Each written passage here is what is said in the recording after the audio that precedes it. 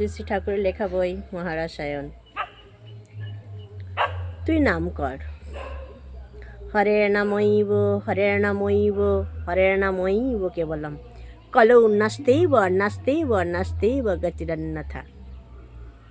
এই 3 বার হরের নামৈব হরের নামৈব হরের নামৈব কথাটি কেন বলা হয়েছে এবং নাস্তেইব নাস্তেইব নাস্তেইব কথাটি কেন বলা হয়েছে আমরা একটু শ্রবণ করব।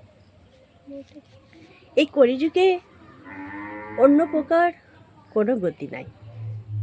হরির নাম হরির নাম হরির নামই হলো পরম গতি। 3 বার কথা বলা হয়েছে কেন? আমি ত্রিসত্য করে বলছি, আমার নামই একমাত্র গতি। সত্য রজ তম এই ত্রিগুণের হাত হতে আমার নাম ভিন্ন আর কেহ রক্ষা করতে পারে না।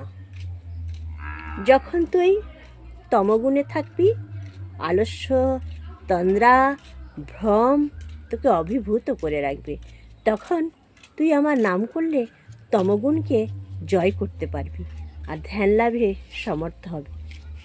জয় গুরু, জয় সীতারাম।